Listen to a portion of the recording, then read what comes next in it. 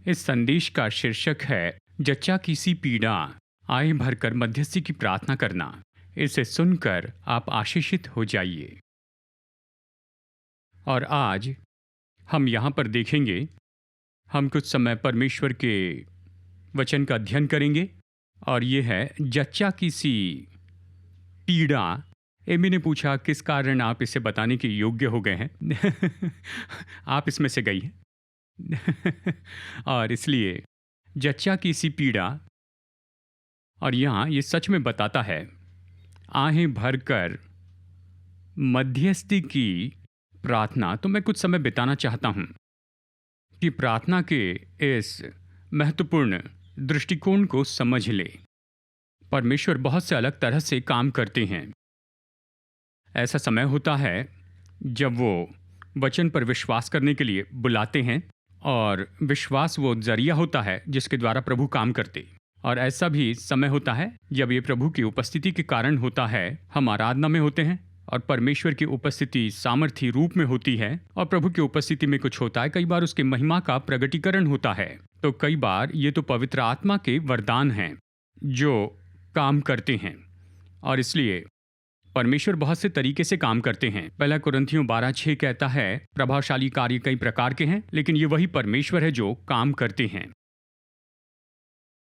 और परमेश्वर के काम का ये महत्वपूर्ण दृष्टिकोण है जिसका संबंध जच्चा की सी पीड़ा से है। ये बहुत अलग है दूसरे प्रगटीकरण से, क्योंकि दूसरे प्रगटीकरण तुरंत होते हैं। हमें ये पसंद है। हमें पसंद है कोई चमत्कार तुरंत हो जाता है परमेश्वर की उपस्थिति के द्वारा, उसके वचन के द्वारा, या आत्मा के वरदान द्वारा, या फिर कहिए कि विश्वास के कारण। हमें ये सब पसंद है। लेकिन फिर भी ऐसा समय होता है जब परमेश्वर हमारे द्वारा काम करते हैं इस क्रिया के द्वारा, यानी जच्चा की सी पीड़ा या आहें भरकर मध्यस्थी की प्रार्थना करना।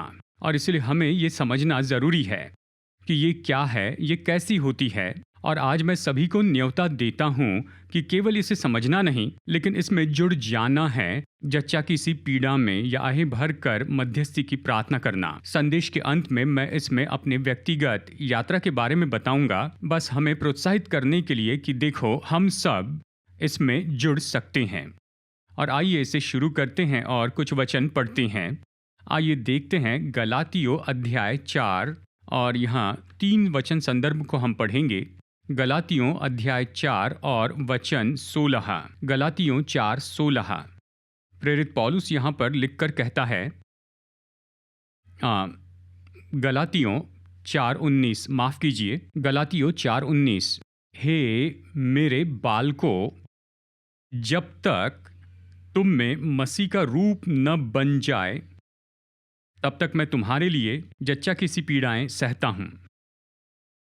हे मेरे बालकों, तुम्हारे लिए मैं जच्चा की सी पीड़ाएं सहता हूं। तो ये शब्द है जच्चा की सी पीड़ा। फिर से, जब तक तुम में मसीह का रूप बन न जाए। तो चलिए चलते हैं यशायाह अध्याय 66 में। आप इसे देख सकते हैं। ये तो वचन स्क्रीन पर भी दिए गए हैं, लेकिन फिर भी बाइबल से पढ़ना अच्छा होगा। आप इसे निकाल लीजिए। यहाँ पर यशायाह अध्याय 66 वचन 7 से पढ़ेंगे, वचन 9 तक पढ़ेंगे। उसकी प्रसव पीड़ा उठने से पहले ही उसने जन्मा दिया, उसकी पीड़ाएं होने से पहले ही उसने बेटा जन्मा, कहता है। ऐसी बात किसने कभी सुनी? किसने कभी ऐसे बातें देखी? क्या देश एक ही दिन में उत्पन्न हो सकता है? क्या एक जाति क्षण मात्र में ही उत्पन्न हो सकती है? क्योंकि सियोन को प्रसव पीड़ा उठी ही थी कि उससे संतान उत्पन्न हो गए। यहोवा कहता है, क्या मैं उसे जन्माने के समय तक पहुंचाकर न जन्माऊं? तेरा परमेश्वर कहता है, मैं जो गर्भ देता हूं, क्या मैं कोख बंद करूं? अब मैं चाहता हूं कि वचन के इस भाग में हम देखें, यहां पर जिसके बारे में बताया गया ये तो सियोन है। हम इसके बारे में देखते हैं वचन 8 में। सियोन को प्रसव पीड़ा उठते ही, यानी ये तो सियोन है। अब सियोन परमेश्वर के लोगों को दर्शाता है। परमेश्वर के लोग, प्रभु के लोग। पुराने नियम में ये इस्राएल को दर्शाता था। और जब हम नए नियम में देखते हैं, और इसके बारे में वचन के बहुत से संदर्भ हैं, जब हम नए नियम में देखते हैं तो सियोन शब्द कलीसिया को दर्शाने के लिए उपयोग किया गया है, प्रभु के लोगों को। तो इस वचन में हालांकि इसका पुराने नियम के साथ यहाँ पर संबंध दिखाया गया है, यानी संदर्भ यहाँ पर बताया है, ये चर्च के लिए भी उपयोग किया जा सकता है, क्योंकि सियोन को प्रसव पीड़ा उठी ही थी कि उससे संतान उत्पन्न हो गए। वचन 8। तो चलिए अभी रोमियो अध्याय 8 से देखते हैं। हम वचन 26 और 27 पढ़ते हैं। रोमियो अध्याय 8 और हम पढ़ेंगे वचन 26 और 27। रोमियो 8, 26 और 27।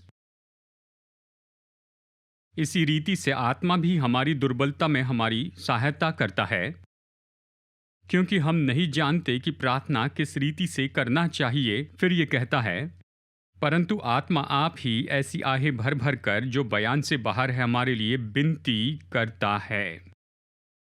और मनों का जांचने वाला जानता है कि आत्मा की मनसा क्या है, क्योंकि वो पवित्र लोगों के लिए परमेश्वर की इच्छा के अनुसार विनती करता है।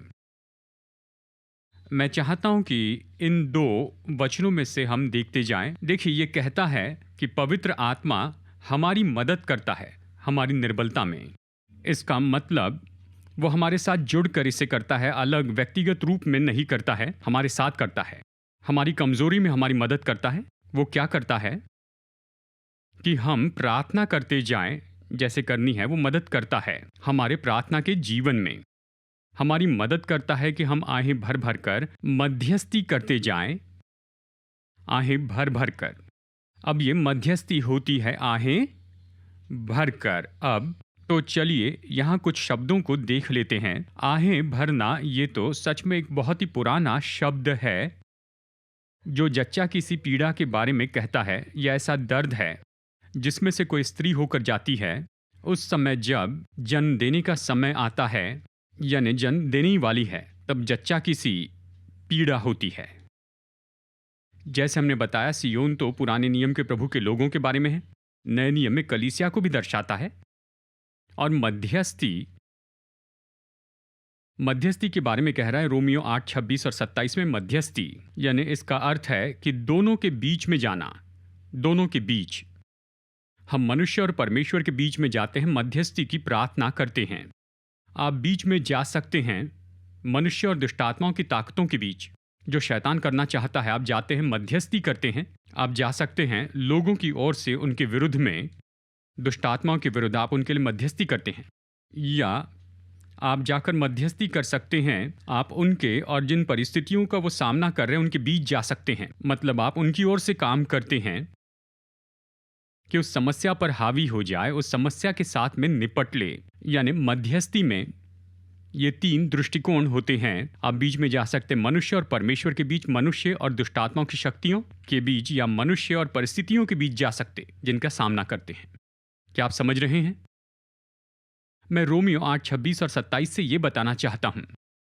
जब ये कहता है बयान से बाहर आहें भर भर कर, हम कैसे जानेंगे कि आहें भर कर जो प्रार्थना करना है, कि ये आहें भरना तो जच्चा की पीड़ा के बारे में कहता है। क्योंकि अगर आप कुछ वचन पीछे जाकर देखें, रोमियो 8, 22 और रोमियो 8, 23 में वो उपयोग करता है। फिर वचन 26 में भी, यानी वचन 22, 23 और 26 में प्रेरित पौलुस आहें भरना शब्द दोहराता है।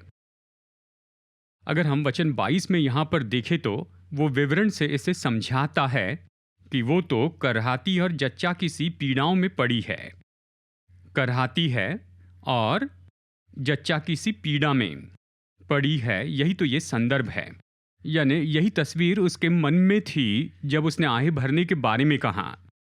यानी पीड़ा, जच्चा की सी पीड़ा, आहें भरना, ये उसी के जैसे हैं। इस पीड़ा के समान जच्चा की सी पीड़ा या जच्चा का सा दर्द। और इसी के बारे में वो कहता है वचन 26 में, जब उसने कहा पवित्र आत्मा हमारी मदद करता है कि आहें भरकर प्रार्थना करे। कौन सी आहें? जच्चा की सी पीड़ा। क्या आप समझ रहे हैं? तो ये मध्यस्थी जिसके बारे में वचन 26 और 27 में कहता है, ये वो आहें हैं जो उस मध्यस्थी के द्वारा आती है, सच में, जिसके बारे में उसने वचन 22 में बताया है। जच्चा की इस पीड़ा के साथ आहे भरना। देखिए, मैं चाहता हूं आप इस बात को समझ ले, वचन को समझे, और सरमन नोट्स में हमने ये बहुत से वचन वहां पर रखे हुए हैं। मैं यहां पर अभी सारांश में बता रहा हूं। और वचन में प्रार्थना या मध्यस्थी या आहे भरकर प्रार्थना करना, ये हमेशा इस संदर्भ में उपयोग की गई कि किसी तरह से जन्म देना है। ये जन्म देने के संदर्भ में उपयोग की गई है, यानी किसी तरह से जन्म देना। जैसे रोमियो 8:26 और 27 में हमने देखा, मध्यस्थी तो वहां जच्चा की सी पीड़ा है। प्रार्थना और मध्यस्थी में जच्चा की सी पीड़ा होती है। तो इन तीनों वचनों में जिन्हें हमने देखा है, यहां गलातियों 4 में पौलुस कहता है कि वो प्रार्थना कर रहा है गलातियों के विश्वासियों के लिए। उसने जच्चा की सी पीड़ा सही पहली बार कि उन्हें प्रभु राज्य में जन्म दे, पर वो पीछे हट गए, वो व्यवस्था में वापस चले गए। तो वो कहता है मुझे फिर से जच्चा की सी पीड़ा सहनी है कि मसीह का रूप तुम में बने, कि तुम विश्वास में मजबूत हो जाओ। और यशायाह 66 में सियोन जो चर्च है, प्रसव पीड़ा से जाती है और जन्म देती है। पृथ्वी पर परमेश्वर के उद्देश्यों के लिए जन्म देती है। वो अपनी संतानों को जन्म देती है, जो भी परमेश्वर पृथ्वी पर खोलना चाहते उसको जन्म देती है। और रोमियो 8:26 हम पवित्र आत्मा की मदद से प्रार्थना करते हैं और हम उसके आहे भरने का अनुभव करते हैं। पर ध्यान दीजिए, इन तीनों वचनों में यहां पर हम जुड़े हैं। तो हम बहुत ही अच्छे से कह सकते हैं कि हम परमेश्वर के लोग हैं, कि हम पृथ्वी पर स्वर्ग का गर्भ हैं। हम जो चर्च हैं, हम तो पृथ्वी पर स्वर्ग का गर्भ हैं। तो इस सच्चाई को दिल में बसाने के लिए दाहिना हाथ उठाइए और मेरे साथ में कहिए, हम पृथ्वी पर स्वर्ग का गर्भ हैं। ऐसा कहना तो अच्छा है, नर्सरी स्कूल के जैसे लगता है, लेकिन ऐसा कहना तो अच्छा है ताकि अपनी आत्मा में इस सच्चाई को बल दे कि हम तो स्वर्ग के गर्भ हैं पृथ्वी पर। तो प्रभु पृथ्वी पर जब कुछ खोलना चाहते हैं तो आपका और मेरा उपयोग करते हैं, और एक तरीके से वो इसे करते हैं ये जच्चा किसी पीड़ा द्वारा, आहें भरकर मध्यस्थी की प्रार्थना द्वारा। हम चाहते हैं कि इसे समझ ले और पूरी तरह से जान ले, ताकि हम सब इसमें जुड़ जाएं और जान ले कि इसमें कैसे जुड़ें और इसके द्वारा परमेश्वर के उद्देश्यों को जन्म दे। तो इस जन्म देने की क्रिया के द्वारा, यानी आहें भरकर मध्यस्थी की प्रार्थना करना, ये आहें भरकर मध्यस्थी की जो प्रार्थना है, और ये तो इस आत्मिक रूप में जन्म देने की क्रिया से जुड़ा है, जैसे रोमियो 8:26 और 27 में देखा है। तो बस इसे समझने के लिए, और देखिए यहां मैं विवरण में नहीं आना चाहता हूं फिजियोलॉजी और दूसरी बातों के बारे में, लेकिन हम जानते हैं कि जन्म देने की क्रिया कैसी होती है। यानी गर्भधारणा होती है और फिर जेस्टेशन का समय होता है, मतलब बच्चा गर्भ में बढ़ते चली जाता है, और स्वाभाविक में ये तो 9 महीने का समय है। सामान्य क्रिया है, गर्भ का समय 9 महीने का होता है, और फिर ऐसा एक छोटा समय आता है, यानी देखिए ऐसा समय है जो कि पीड़ा का है। ये निश्चित समय नहीं है, यानी जानते हैं कुछ तो शायद कुछ मिनट का हो, या फिर कुछ घंटों का हो, या कुछ केस में ये शायद एक दिन का हो, लेकिन तब जच्चा की सी पीड़ा होती है, कंट्रैक्शन, जच्चा की सी पीड़ा, और फिर डिलीवरी होती है, और हम उसी के बारे में कह रहे हैं। हालांकि अभी ये पीड़ा भरा है, लेकिन उस पार आनंद है। तो ये जच्चा की सी पीड़ा, ये आहें भरकर मध्यस्थी की प्रार्थना करना आसान नहीं है, ये आहें भरना है, लेकिन उस पार तो आनंद है, क्योंकि इस पृथ्वी पर किसी ने जन्म लिया है। तो हमें इस क्रिया को समझना होगा, और मैं ये बताना चाहता हूं, और फिर कहूं इन सभी के लिए वचन है, लेकिन विश्वासी के नाते हमें इसमें जुड़ना होगा, इस आहें भरकर मध्यस्थी की प्रार्थना में बहुत सी बातों के लिए। कि आत्माओं को प्रभु के राज्य में जन्म लेते हुए देखें। अगर लोगों को प्रभु राज्य में आते देखना चाहते हैं तो एक तरीका पौलुस ने कहा, मैं मेहनत करता हूं। गलातियों से कहा, मैं फिर से पीड़ा उठाता हूं।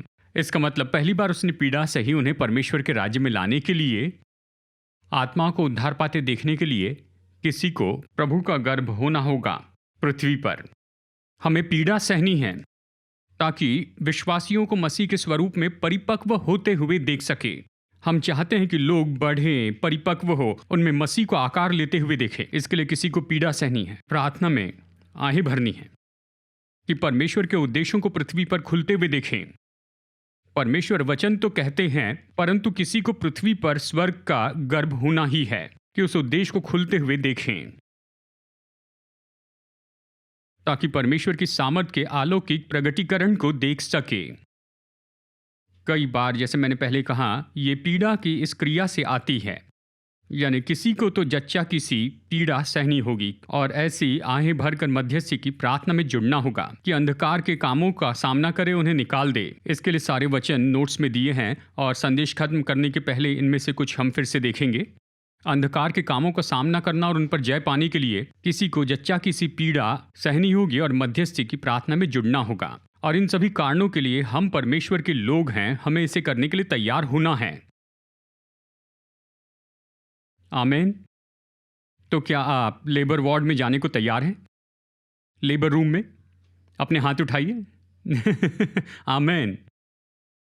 अवश्य ही हम यहाँ पर उपमा के रूप में कह रहे हैं। बाइबल इन चीज़ों का उपयोग करती है एक तस्वीर के रूप में कि हमें आत्मिक सच्चाई बता दें। स्वाभाविक का उपयोग करते हैं कि आत्मिक बातें सिखा सकें।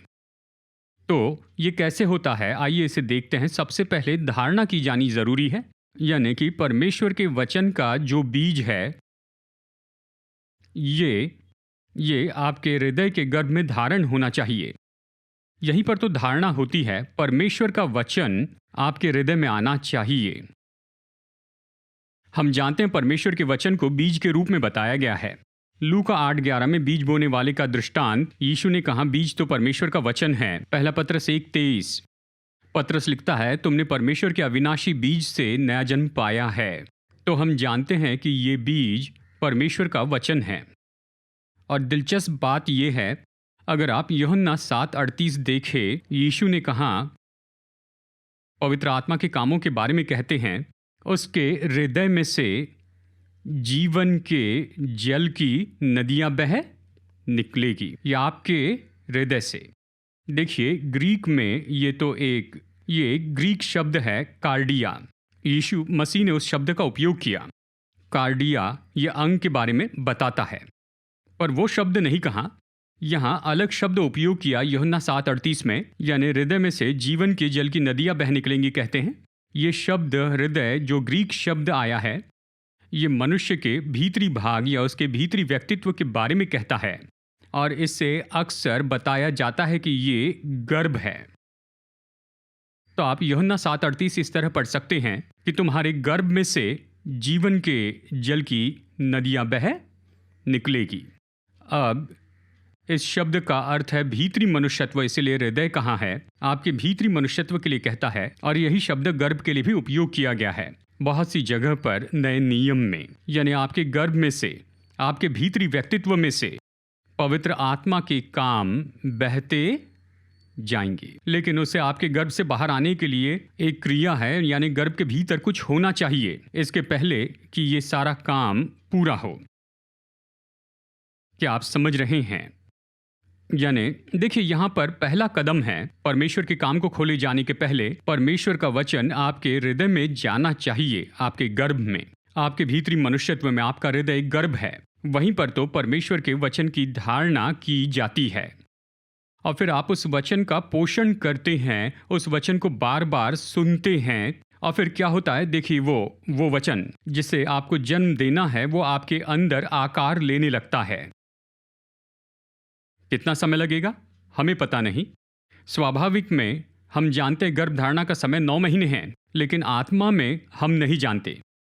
लेकिन आपको इस गर्भ धारणा की अवस्था में से जाना होगा ताकि वचन आप में आकार ले। वो आप में पूरी तरह से आकार लेता है जब तक कि डिलीवरी का ये समय ना आ जाए। क्या आप समझ रहे हैं? हाँ, नहीं या शायद। यानी वचन आपके भीतर में आकार लेना चाहिए। तो चलिए, हम में से कुछ लोग इस तरह कहते हैं। हम में से कुछ लोग चाहते हैं कि परमेश्वर का काम हमारे भविष्य में हो। और अंत में मैं आपको अपने व्यक्तिगत अनुभव बताऊंगा। हम प्रभु को खोजते हैं ताकि हमारे भविष्य में कुछ हो हमारे जीवन में, लेकिन उसे जन्म देना होगा। यह आसमान से गिरने वाला नहीं है, आपको इसे जन्म देना होगा।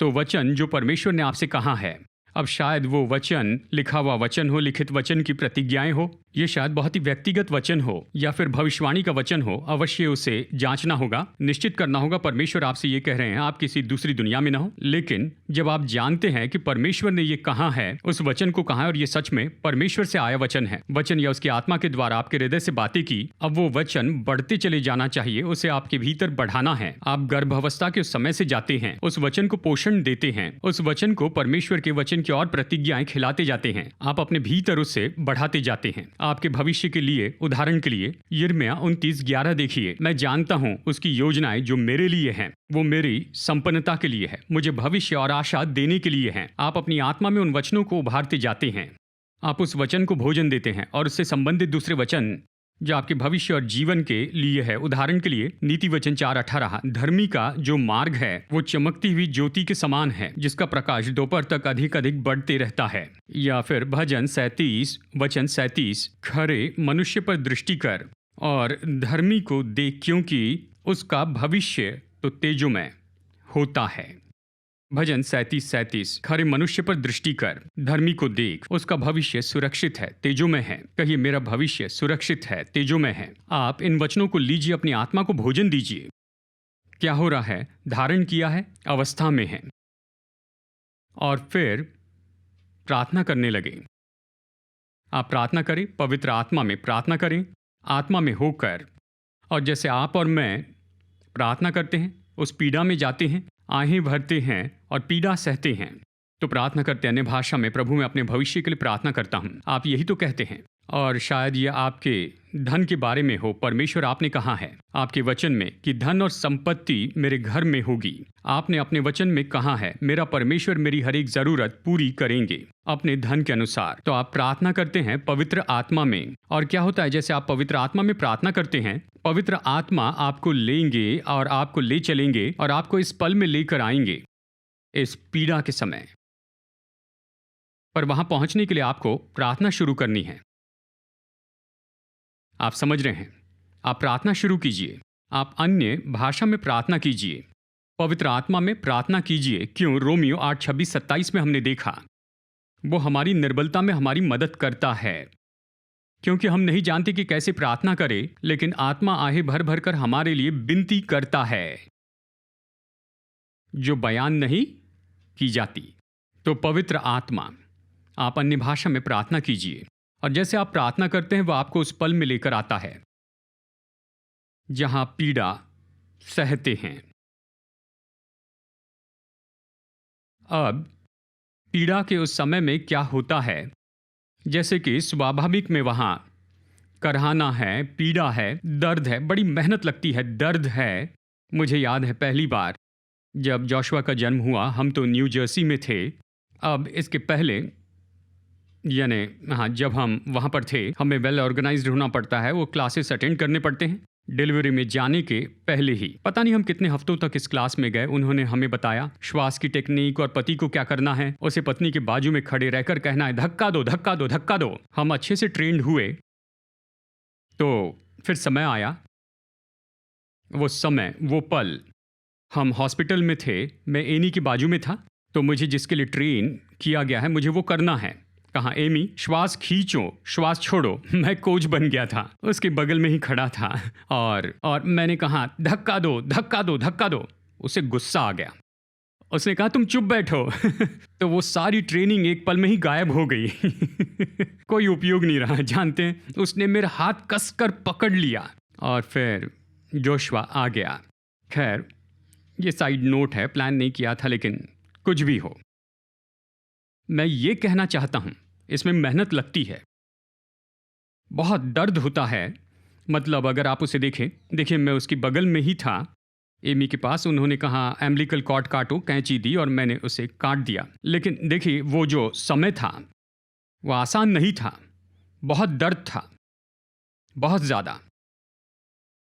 तो देखिए, आत्मिक रूप में पवित्र आत्मा हमें उस पल में लेकर आता है, उस जन्म देने में। अब हम ये नहीं जानते कि ये समय कितना छोटा या बड़ा होगा। यशायाह अध्याय 66 कहता है कि जैसे उसे प्रसव पीड़ा हुई, ये जल्दी ही का समय जो है कितना बड़ा या छोटा है हम नहीं जानते।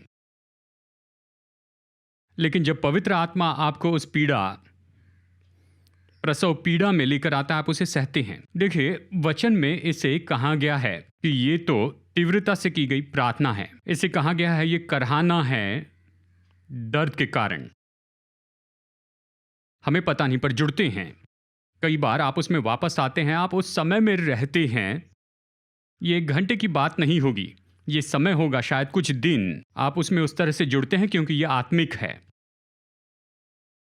लेकिन जब आप इस क्रिया में से होकर जाते हैं तो आपने सच में कुछ खोल दिया है जो स्वर्ग खोलना चाहता था इस पृथ्वी पर। क्या आप इसे समझ रहे हैं?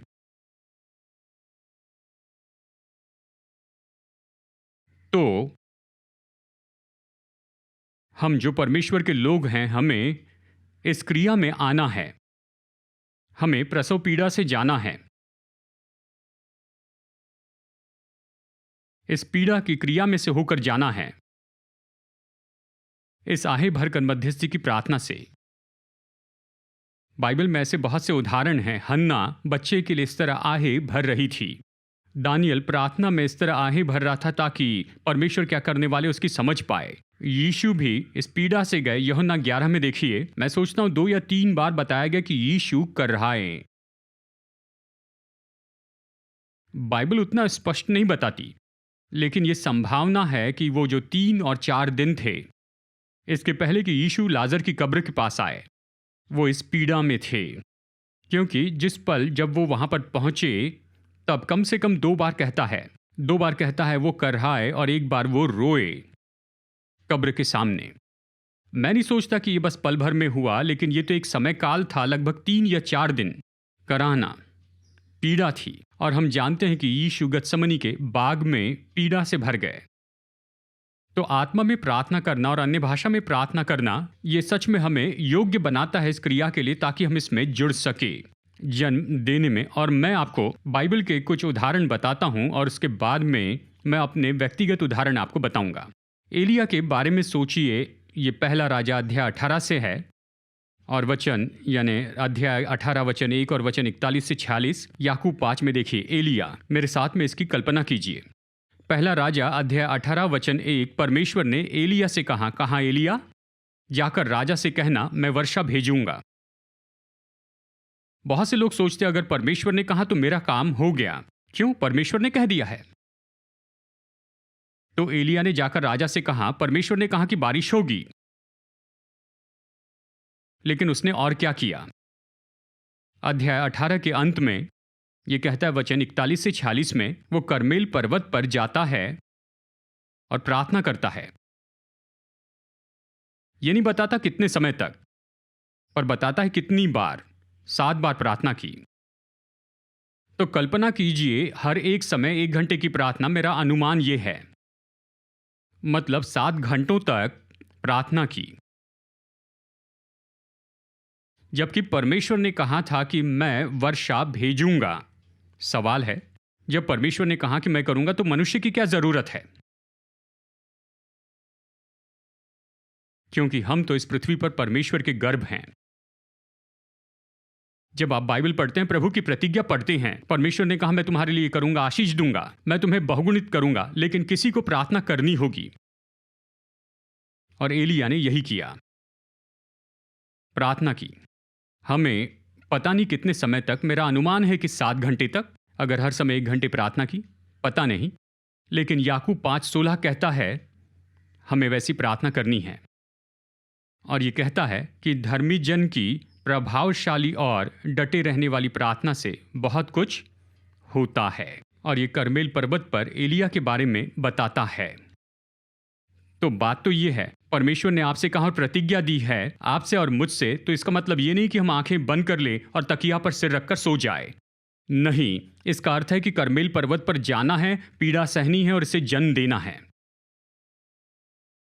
ये एक मार्ग है। मैं नहीं कहता कि हर समय ऐसा ही होगा, लेकिन ये एक मार्ग है, और जब पवित्र आत्मा आपकी इसमें अगुवाई करता है तो ये जरूरी होता है। सोचिए, याकूब परमेश्वर से कुश्ती करता है, ये दिलचस्प है, और आप इसके बारे में पढ़ते हैं उत्पत्ति के 32वें अध्याय में, और फिर होशिया अध्याय 12 वचन 3 और 4 में पवित्र आत्मा हमें कॉमेंट्री देता है कि उत्पत्ति 32 में क्या हुआ है। तो उत्पत्ति 22 में याकूब अपने जीवन में बड़ा बदलाव पाने वाला था। देखिए, ये तो हम में से बहुत से लोगों के लिए चाबी है। जैसे आप अपने जीवन में बदलाव के लिए तैयारी कर रहे हैं, तो निश्चित कीजिए कि आप प्रार्थना के लिए समय निकालें और अपने जीवन में प्रभु के उद्देश्य को जन्म दे जीवन के अगले सीजन के लिए। याकूब बड़े बदलाव से जा रहा था। याकूब वापस आ रहा था। परमेश्वर ने उससे बहुत ही संपन्न किया। जब वो मामा लाबान के लिए काम कर रहा था, वो वापस आ रहा था और उसे एसाव से मिलना था। उसे उस प्रांत में आना था जो कि एसाव का था। ये तो बहुत बड़ा बदलाव था। वो आ रहा था, वो कमा कर सारी वस्तुएं ला रहा था, पर उसे पता नहीं था एसाव क्या करेगा। एसाव आकर उस पर हमला कर सकता था, उससे बदला ले सकता था, सैनिक लेकर आ सकता था। बस उसे खबर मिली कि एसाव आ रहा है और उसके साथ में हथियारबंद लोग हैं। यानी जानते हैं, यहाँ बदलाव हो रहा है। उसने क्या किया? उत्पत्ति 32, वो परमेश्वर से कुश्ती लड़ता है, और बाइबल हमें नहीं बताती कि किस तरह से लड़ा, और सच में ये हमारी समझ से परे है कि कैसे मनुष्य परमेश्वर से कुश्ती कर सकता है। परमेश्वर को बस खड़े रहना और कोई नहीं छू सकता था। लेकिन फिर भी इस घटना में देखते हैं, परमेश्वर ने वहां पर उस मनुष्य को उस पर प्रबल होने दिया था। यानी कि याकूब परमेश्वर से ज्यादा बलवान था, पर परमेश्वर ने उसे प्रबल होने की अनुमति दी, और वो उस पूरी पकड़ में सारी रात रहा, परमेश्वर से कुश्ती लड़ते हुए। होशे 12, 3 और 4 में देखें तो बाइबल कहती है उसने उससे कृपा मांगी और वो प्रभावी प्रार्थना कर रहा था। तो ये परमेश्वर को शारीरिक रूप में पकड़े नहीं रहा, पर ये तो उसकी प्रभावशाली प्रार्थना थी, उसकी विनती थी। ये तो परमेश्वर के सामने विनती करना है, प्रभु आप मुझे आशीष दीजिए, मैं बदलाव में हूं, मुझे एसाव से मिलना है, मुझे पता नहीं क्या होने वाला है, मैं सब कुछ छोड़ के आया, मुझे पता नहीं आगे क्या होगा। परमेश्वर आपको मुझे आशीष देनी होगी। परमेश्वर ने कैसे आशीष दी? उसने कहा, मैं तेरा नाम याकूब से इस्राएल रख रहा हूं, मैं तुम्हें ऐसा बनाता हूं जिसका परमेश्वर के सामने सम्मान हो। पर यह कैसे हुआ? परमेश्वर के साथ कुश्ती की। और ये तो अच्छी तस्वीर है कि कैसे हम इस पीड़ा की प्रार्थना से जाते हैं कि परमेश्वर को पकड़ना चाहते हैं, प्रभु इसकी अनुमति देते हैं कि मरणहार मनुष्य परमेश्वर को थाम ले और कहे कि परमेश्वर जब तक तू मुझे आशीष न दे। याकूब ने यही किया। और फिर एक और उदाहरण जो मैं आपको यहां पर बताना चाहता हूं, जब हम अंधकार की शक्तियों से लड़ते हैं, इफिसियों 6, 12 और 18, वचन 12 में कहता है कि हमें अंधकार की शक्तियों से लड़ना है, और फिर वचन 18 में कहता है कि हमारे हथियारों में, यानी शत्रु से लड़ते समय वो कहता है कि तुम हमेशा आत्मा में प्रार्थना करते रहो।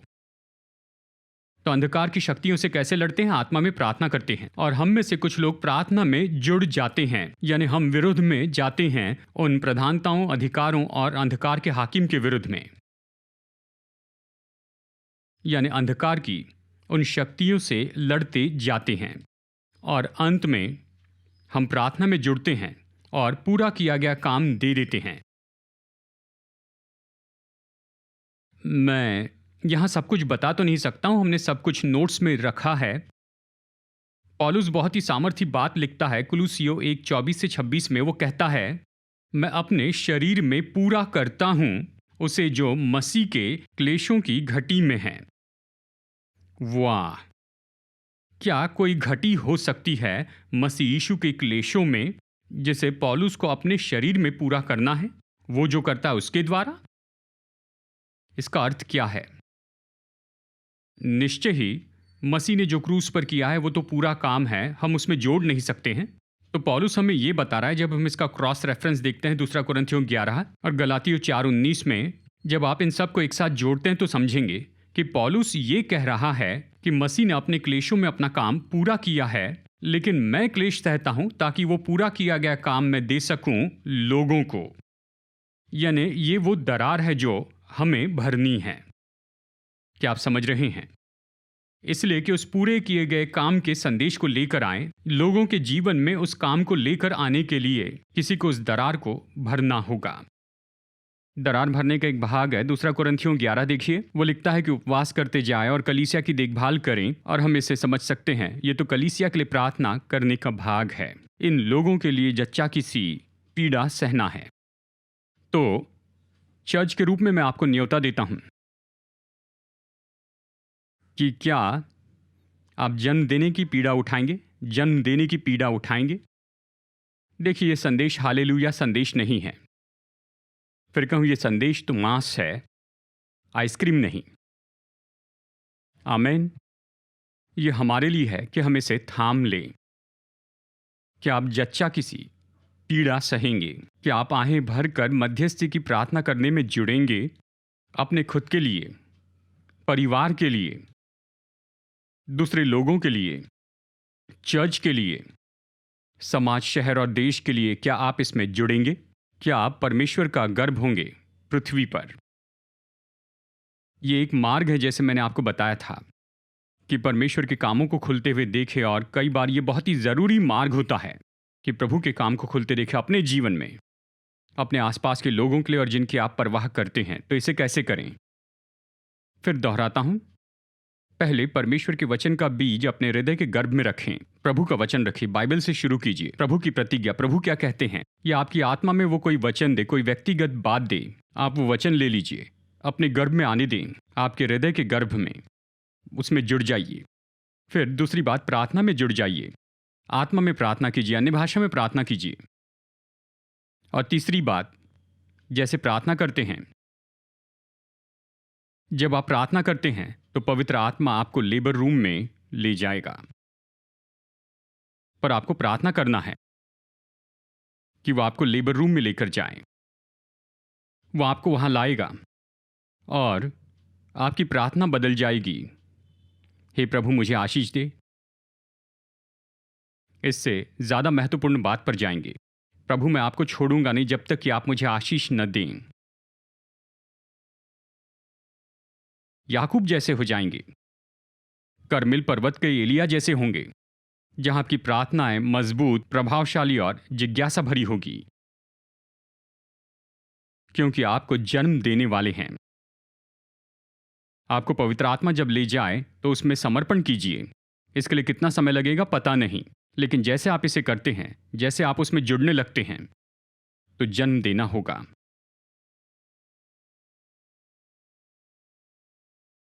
तो बस कुछ उदाहरण मैं आपको बताना चाहता हूं। तो जब मैं व्यक्तिगत कहानियां बताता हूं, तो कृपया समझ लीजिए, दो कारणों से कर रहा हूं। एक, कि हम सबको प्रोत्साहित करूं। मैं अपने जीवन के अलग अलग स्तर के बारे में बताऊंगा। आप में से कुछ लोग स्कूल स्टूडेंट हैं या कॉलेज में, मैं चाहता हूं आप कर सकते हैं। शायद आप काम करने के बिल्कुल शुरू के स्तर में हैं, जान लीजिए आप ये कर सकते हैं। मैं उदाहरण होना चाहता हूं, मैं आपको प्रोत्साहित करना चाहता हूं। और दूसरा कारण यह है कि मैं चाहता हूं कि आप समझ लें कि हम सब जुड़ सकते हैं। यानी मैं अपनी ओर ध्यान आकर्षित नहीं करना चाहता कि मैं तो बस बहुत बड़ा व्यक्ति हूं। तो मेरे बारे में बढ़ चढ़ कर मत सोचिए। देखिए, ये तब हुआ था जब मैं स्कूल में था, शायद 8वीं से 12वीं के बीच में। हम बैंगलोर में रहते थे, रिचमंड टाउन मेथोडिस्ट चर्च में थे। मुझे याद है वो दिन, हर शनिवार, ये तो मेरा हमेशा का काम था, मैं चर्च में जाता था। खैर, इन दिनों में पुरानी बिल्डिंग तो अभी नहीं रही है, लेकिन वहाँ स्टीफन्स हॉल था, वहाँ पर बैक रूम थे और लाइब्रेरी भी थी। मैं हर शनिवार जाता था। मैं चाबी मांगता, कहता मुझे एक कमरा दीजिए। वो मेरे लिए वो कमरा खुलवाते थे। पूरा दिन प्रार्थना में बिताता था। और देखिए, उस समय में 8वीं से 12वीं तक मैं हर शनिवार प्रार्थना में बिताया करता था।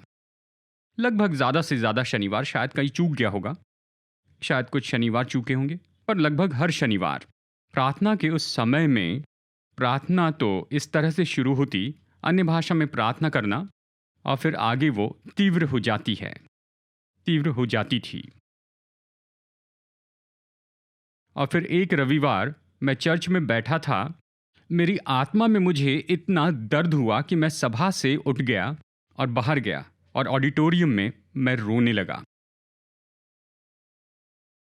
ऑडिटोरियम में नहीं, लेकिन स्टीवंस हॉल में।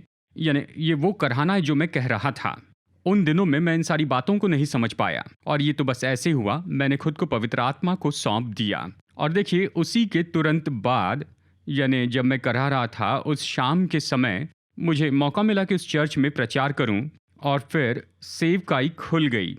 यानी देखिए, उसके बाद मुझे पहुंच मिली बॉल एंड बॉयज स्कूल में, कैथीड्रल स्कूल, और मेरी स्कूल बॉयज कॉटन में मुझे दरवाजे खुले मिले। मुझे कुछ पता नहीं था ये जन्म देने की क्रिया है, और ये सब कुछ मुझे पता नहीं था। पवित्र आत्मा अगुवाई कर रहा था, और इस तरह सेवकाई शुरू हुई। बहुत सी जिंदगी छू ली गई। और कई बार लोग मुझसे कहते हैं, आपको याद है वो दिन जब आप आकर प्रचार किया करते थे और वहां मैंने प्रभु को जीवन दिया? लेकिन उसके पहले पीड़ा थी, वहां मध्यस्थी हो रही थी, करहाना हो रहा था, कोई नहीं जानता था। और वहां पर प्रभु के राज्य में लोग जन्मे इतने सालों में। और फिर जब मैं कॉलेज में था, मैं आपको बताना चाहता हूं, जब मैंने मणिपाल में अपने इंजीनियरिंग के 4 साल पूरे किए, उस साल के मई महीने में, यानी ये 1990 का मई महीना था, परीक्षा खत्म हो गई, फाइनल एग्जाम खत्म हुई, सब चले गए। मैंने कहा मैं 3 दिन रुकूंगा। मैंने कहा प्रभु, इन 3 दिनों में मैं प्रार्थना करूंगा, अपने भविष्य के लिए प्रार्थना करूंगा। 3 दिन का समर्पण करता हूं कि अपने भविष्य के लिए प्रार्थना करूंगा, क्योंकि मैं कॉलेज से निकल रहा हूं। जैसे प्लान किया था हमने, सामान्य रूप में एडमिशन लिया, तैयार थे कि विदेश में जाकर मास्टर्स डिग्री करूं, वो सब कुछ हो गया था। प्रभु, मैं प्रार्थना करता हूं, मैं अपने भविष्य को जन्म देना चाहता हूं इसके पहले कि मैं उसमें जाऊं। क्या आप समझ रहे हैं? उस समय जो वचन मैंने लिया वो यशायाह 45 1 से 3 तक था, और 3 दिनों तक मैं उस वचन से प्रार्थना कर रहा था अपने जीवन में। उसके पहले भी मैं प्रार्थना में समय बिताता था, पर मैं विश्वास करता हूं कि ये जो 3 दिन हैं जहां तीव्र प्रार्थना में जुड़ा था, उसके लिए जो कि भविष्य में था, मैं किसी में जा रहा था कि परमेश्वर मेरे आगे जाए, टेढ़े मेढ़े मार्गों को सीधा करे, बंद दरवाजे खोले, वो मुझे अंधकार में छिपे खजाने दे, गुप्त स्थानों के रहे हुए धन संपत्ति मुझे दे। मैंने वही किया। और फिर 20 साल पहले हम भारत में लौट आए। इस 20 साल के समय में ऐसे बहुत से दिन थे, कई बार बहुत सी चुनौतियां थी, कई बार बिजनेस में, कई बार चर्च में, कई बार दूसरे चर्च के लिए निर्णय लेना पड़ता था, तो मैं 1 दिन की छुट्टी लेता। ऐसे अगणित दिन हैं जहां पर मैंने 6 से 8 घंटे प्रार्थना में बिताए, बस बाथरूम के ब्रेक से लिए। लेकिन मैं इसमें जुड़ा। मैंने किसी को नहीं बताया कि आज मैं प्रार्थना कर रहा हूं, नहीं, ये पॉइंट नहीं है। पॉइंट तो ये है, आपको ये समझना होगा, कुछ चीज़ों को खोले जाने के लिए ज़रूरी है कि आप जच्चा किसी पीड़ा सहते जाएं। क्या आप समझ रहे हैं? सब लोग बहुत शांत हैं। क्या आप समझ रहे हैं? ये ऐसा है जो हम सब कर सकते हैं। इसलिए मैं जानबूझकर बता रहा हूं, स्कूल के दिन, कॉलेज के दिन, दफ्तर के दिन, पिछले यानी 2001 से 2014 तक काम करते हुए चर्च का पास्टर था। मैं छुट्टियां लेता था, दिन भर प्रार्थना में बिताता। जुड़ जाइए, कई बार ये बहुत ज़्यादा तीव्र होता है, कई बार ये बहुत पीड़ादायी होता है, पर इसे कीजिए कि उसे जन्म दे जो मैं जानता हूं कि प्रभु इसे देंगे। आमीन। और ये जो आखिरी है, ये तो सच में बहुत ही आसान है। जानते हैं, पिछले साल पैंडेमिक शुरू हो गया 2019 में, लेकिन 2020 गंभीर था, और फिर 2021 में ये और ज़्यादा गंभीर हो गया। मुझे ये याद है, मई और जून तो बहुत गंभीर महीने थे। मई में 40 दिन की प्रार्थना की, बहुत से लोग इसमें जुड़े थे, 6 से 7 तक। ये बहुत छू लेने वाला था कि जो विनतियाँ आ रही थी, देखिए सच में बहुत ज़्यादा ज़रूरतें थी, और हमारे चर्च में भी बहुत सी ज़रूरतें थी। वो जो मई महीना था वो तो सच में बहुत ही मुश्किल था। मैं आप सभी का धन्यवाद करता हूं कि आप प्रार्थना में जुड़े। सुबह सुबह आप जल्दी उठे और 6 बजे से 7 बजे तक प्रार्थना में जुड़े, और लगभग हर सुबह 90 से 100 लोग जुड़ते थे, प्रार्थना करते। मुझे याद है उसके अंत में, जून की शुरुआत में, हमारे चर्च के एक प्यारे भाई, उन्हें कोविड हुआ और फिर वो अस्पताल में एडमिट हुए। मैं ये बहुत ही व्यक्तिगत बात कर रहा हूँ, एमी को छोड़कर इसे कोई भी नहीं जानता है। मैं ये इसी कारण आपको बता रहा हूँ क्योंकि मैं चाहता हूँ कि आप भी ऐसा ही कीजिए। अब जिस पल मुझे पता चला कि ये भाई हॉस्पिटल में एडमिट हुए तो मैंने कहा, परमेश्वर, अब उसके परिवार को सच में उसकी ज़रूरत है। और परिस्थिति तो बहुत ही गंभीर थी। उस 2 से 3 हफ्तों के समय में दोपहर में मैं परिवार को बुलाता था, 20-30 मिनट जूम कॉल पर बिताता था क्योंकि हमें उन्हें प्रोत्साहित करना ही था। मैंने सारे स्केड्यूल बंद किए। मैंने कहा, प्रभु, मैं इस भाई को मरने नहीं दूंगा। और हर दोपहर के समय 2-3 घंटे तक मैं इस भाई के लिए प्रार्थना करता था। मतलब मैंने चंगाई के बारे में हर एक वचन लिए। मैंने कहा, प्रभु, मैं इस भाई को मरने नहीं दूंगा। कई दिनों तक 3 घंटे प्रार्थना की केवल एक व्यक्ति के लिए। उस 3 हफ्तों के समय में, प्रभु, मैं उन्हें मरने नहीं दूंगा। हर दिन मैं परिवार से बात कर रहा था, हमें खबरें मिल रही थी। कई बार अच्छी खबर तो नहीं थी। प्रभु ने मेरे दिल में वचन रखा, वो नहीं मरेंगे। पर मेरे पास लिखित वचन था, परमेश्वर की चंगाई की वाचा। मैंने दोपहर का समय खाली रखा, परिवार से बातें करता और फिर अगले 2-3 घंटों तक। अब देखिए, मैं ये नहीं कह रहा कि केवल मैंने ही प्रार्थना की। मैं जानता था बहुत से लोग उनके लिए प्रार्थना कर रहे थे। मैं जानता था डॉक्टर हर कोशिश कर रहे हैं। मैंने जो किया वो बता रहा हूं। उस एक भाई के लिए। और मैं चाहता हूं कि हम सब लोग ऐसे ही करें। जब मैंने सुना कि वो बेहतर हो रहे हैं, घर में आ रहे हैं, तो मेरा काम पूरा हो गया। उनका परिवार खुश रहें। पर मैं ये जानता हूं कि ये 3 हफ्ते यानी 2 से 3 हफ्ते तो बहुत ही आसान नहीं थे। पर मैंने कहा, प्रभु, मैं हिम्मत नहीं हारूंगा। इस भाई को जीवित रहना होगा। उसके परिवार को उसकी जरूरत है। बड़े परिवार को उसकी जरूरत है। ये नहीं हो सकता। यह आसान नहीं था। मैं आपसे पूछता हूं, क्या आप दूसरे के लिए ऐसा करेंगे? क्योंकि किसी को पीड़ा सहनी है। मैंने दूसरों के लिए ऐसा किया है। कई बार हम नहीं जानते हैं। मैं किसी को बता नहीं रहा हूं, लेकिन बस केवल एमी और मैं जानते थे। मैं ये आपको इसलिए बता रहा हूं क्योंकि मैं चाहता हूं कि आप दूसरे लोगों के लिए ऐसा ही कीजिए। समय निकालिए। मैं जानता हूं हम बिजी हैं, लेकिन कई बार अगर हम पीड़ा सहने में चूक जाए तो हम परमेश्वर के उद्देश्य को चूक सकते हैं। अगर कर्मेल पर्वत पर एलिया ने प्रार्थना नहीं की होती, पता नहीं। यही कहूंगा कि जो परमेश्वर ने कहा था वो नहीं होता। तो क्या यह संभव है? हां। और इसलिए भविष्यवक्ता को प्रार्थना करना पड़ा।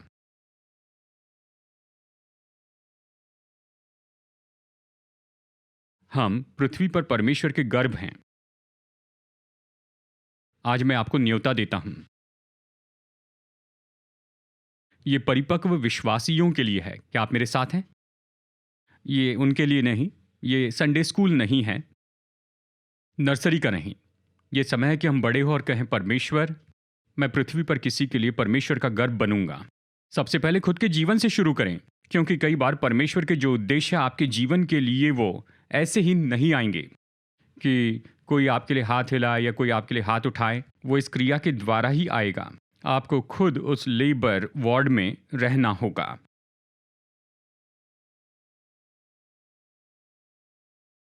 तो चलिए मैं दोहराता हूं, विश्वासी के नाते हमें आहें भरकर पीड़ा की मध्यस्थी की प्रार्थना में जुड़ना होगा कि आत्माओं को जन्म लेते देखे प्रभु के राज्य में, कि विश्वासियों को मसीह के स्वरूप में परिपक्व होते देखें, इस पृथ्वी पर परमेश्वर के उद्देश्यों को खुलते हुए देखें, कि परमेश्वर की सामर्थ के अलौकिक प्रगटीकरण को देख सकें, अंधकार की सामर्थ का सामना करें और उन पर जय पाएं। क्या आप ऐसा करने को तैयार हैं? आमीन। अब हम हंस सकते हैं, खुश हो सकते हैं। संदेश खत्म हुआ। जानता हूं कई बार संदेश थोड़ा मुश्किल होता है। तो आइए इस समय कुछ पल में हम यहां पर प्रार्थना करेंगे।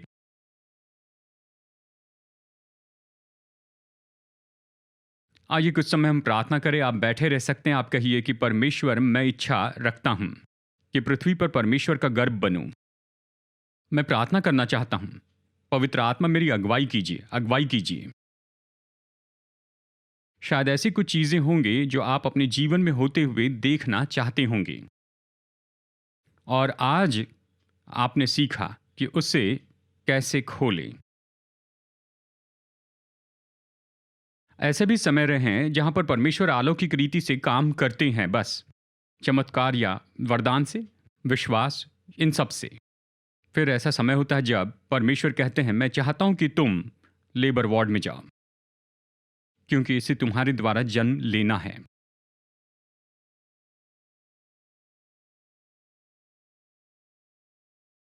तो क्या अभी आप प्रार्थना करेंगे? कहें, प्रभु, मैं महसूस करता हूं कि आप इन बातों को मेरे द्वारा जन्माना चाहते हैं, और आज मैंने ये बात सीखी है जिसे मेरे जीवन में मुझे उपयोग करना है,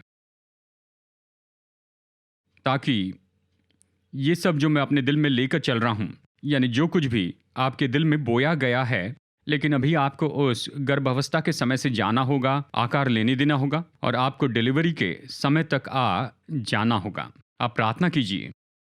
कहिए, पवित्र आत्मा, उस लेबर रूम में आप मेरी अगुवाई कीजिए जहां मैं पीड़ा में जन्म दूं।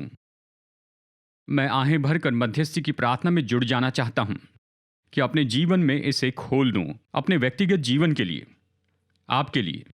ऐसी बातें जो प्रभु आपके जीवन में खोलना चाहते हैं, ये इस जच्चा किसी पीड़ा के द्वारा आएंगी। और दूसरी बात मैं कहना चाहूंगा, कहिए, परमेश्वर, मेरा उपयोग कीजिए किसी भी बात के लिए, ऐसा कुछ जो आप इस पृथ्वी पर जन्माना चाहते हैं। शायद दूसरे लोगों के लिए, शायद समाज के लिए, या शहर के लिए, या देश के लिए। प्रभु, मैं उपलब्ध हूं। मैं जानता हूं ये आसान बात नहीं है। ये आसान बात नहीं है कि उस लेबर वार्ड में रहूं, दिन में 1 घंटा, 2 घंटा, या कई बार 3 घंटे। लेकिन जब आप इस पीड़ा में आ जाते हैं, प्रभु आपको ऐसी जगह पर लेकर आएंगे कि आप जन्म दें। क्योंकि यशायाह 66:9 में उसने कहा है, क्या मैं उसे जन्माने के समय तक पहुंचाकर उसे न जन्माऊं? नहीं, परमेश्वर आपको उसमें लेकर आएंगे, लेकिन आपको पीड़ा में कदम बढ़ाना है। तो क्या आप कुछ समय प्रार्थना करेंगे? आइए प्रार्थना करते हैं। पिता, धन्यवाद देते हैं कि पवित्र आत्मा इसे समझने में हमारी मदद करता है, और पवित्र आत्मा सबकी मदद करेगा कि इसमें आ जाए। प्रभु, जो लोग ऑनलाइन देख रहे हैं या इसे सुन रहे हैं, मेरी प्रार्थना है प्रभु कि पवित्र आत्मा वो इस सच्चाई को उनके अनुभव और काम बनाए हमें से हर एक के जीवन में, कि हम केवल सच्चाई नहीं सुनेंगे, लेकिन ये सच्चाई तो हमें बदल देंगी और हमें ऐसे लोग बनाएंगे जो इस पृथ्वी पर परमेश्वर के गर्भ हैं, परमेश्वर के उद्देश्यों को खोलने के लिए।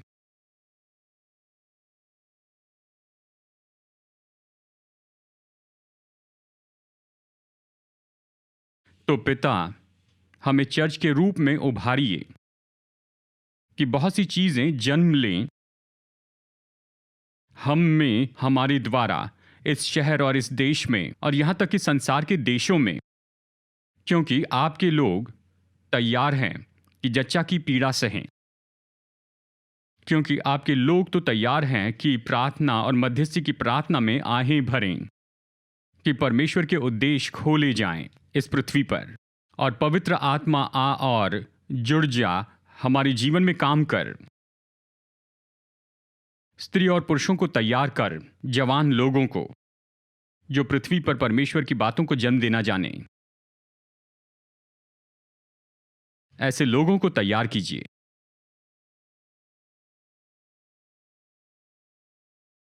धन्यवाद देते हैं पिता, धन्यवाद। उद्धार की प्रार्थना में मैं आपकी अगुवाई करूंगा कि आप यीशु मसीह को अपने जीवन में स्वीकार करें और पापों की क्षमा पाएं और प्रभु की संतान हो जाए। यह आपका निर्णय है। कोई ऐसा करने के लिए ज़बरदस्ती नहीं करेगा।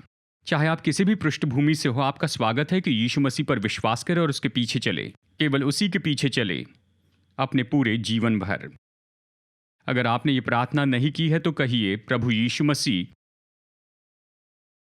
मेरे जीवन में आइए, मेरे पापों को क्षमा कीजिए, मुझे परमेश्वर की संतान बनाइए। मदद कीजिए कि मैं आपके पीछे चलूं, केवल आपके पीछे, मेरे पूरे जीवन भर। यीशु के नाम में ये प्रार्थना करता हूं, आमीन। बस प्रार्थना करके उससे मांगिए। मेरे साथ में कहिए, प्रभु यीशु, मैं एक विश्वासी हूं। आपने कहा है जो विश्वास करेंगे वो नई भाषा बोलेंगे। मैं नई भाषा में बोलना चाहता हूं। मुझे पवित्र आत्मा से बपतिस्मा दीजिए। मुझ पर अपनी आत्मा उंडेलिए। मुझे सामर्थ से भरिए।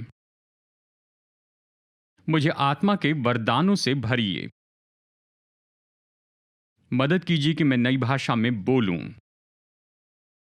धन्यवाद प्रभु यीशु, धन्यवाद प्रभु यीशु। आप जहां भी हैं बस इसे कहिए, यीशु के नाम में मैं नई भाषा में बोलता हूं।